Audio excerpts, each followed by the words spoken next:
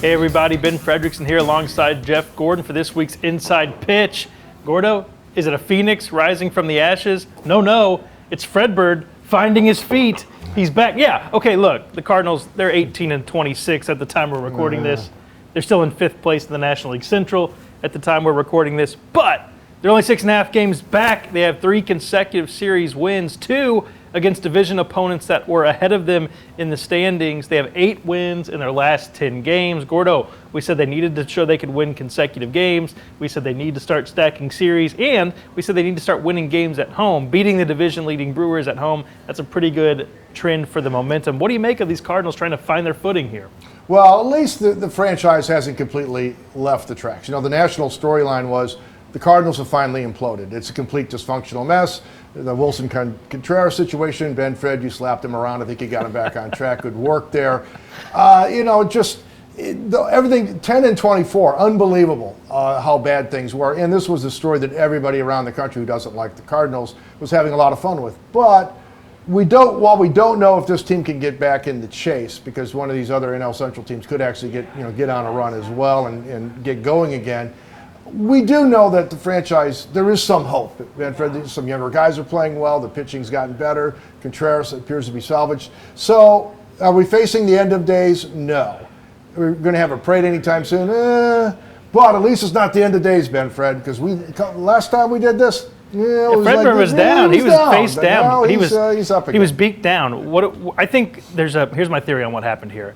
I think the Cardinals were scrambling. They were pulling levers. They were pressing buttons, trying to find something that worked. I think the Wilson Contreras thing, a mess of their own making, I think actually has turned into a positive for them, because I think it caused so much negative reaction. It caused so much piling on that I do think it kind of forced everybody to kind of look in the mirror and say, okay, this is embarrassing. This isn't us. And I think one thing it absolutely did was to put the spotlight squarely on those pitchers where it should have been from the start.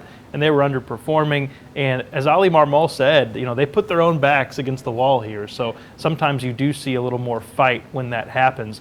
One guy we got to talk about, because I think he's going to be a big storyline moving forward, Matthew Liberatore. 5 scoreless innings in his first appearance of the season. Gordo, 5 scoreless innings is not usually something that makes an entire fan base stand up and scream, but that's good for this rotation, and they haven't had enough of that.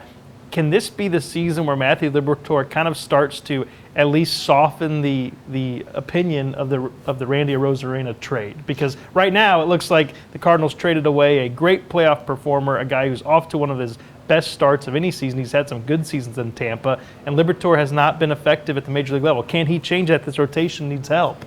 Well, I think Randy's going to go to the Hall of Fame, and it's just going to be something you just have to live with. On that induction day, it's going to be wherever John Mozeliak's at, he's just going to have to, wince a little bit. But look, this guy, they were smart with Matthew. They left him in Memphis. They let him finally put together a consistent run of steady success, building on a pretty good spring, added velocity, came in stronger.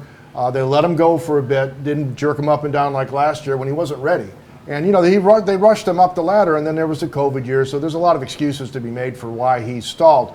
But could this guy at least be a good number 3, number 4 pitcher for a long time?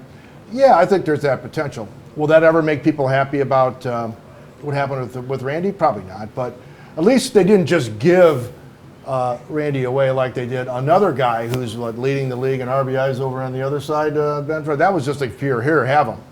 That was. What are you saying about Patrick Wisdom? No, Garcia. I'm kidding. Yeah. Well, the league passed on Garcia multiple times, so I think the Cardinals don't feel as bad about that. However, when your outfield is second lowest OPS in the National League, you don't feel great about any of your outfield decisions. But maybe Tyler O'Neill will be back one of these days. Oh, sure. Yeah. Stay tuned. We're counting on that. The last thing about Matthew, the one thing I loved, he said this offseason he needed to find that bulldog in him. He was competing at a much higher level, more aggressive, more assertive in the minors than he was in the majors. He is now, I think, transported that attitude, that aggression to the major league level, and the stuff plays. So I'm excited to see what he can continue to do. They're at a 6-man rotation now. Don't be surprised if they go back down to 5, if he's not one of the 5 and someone else gets the bump.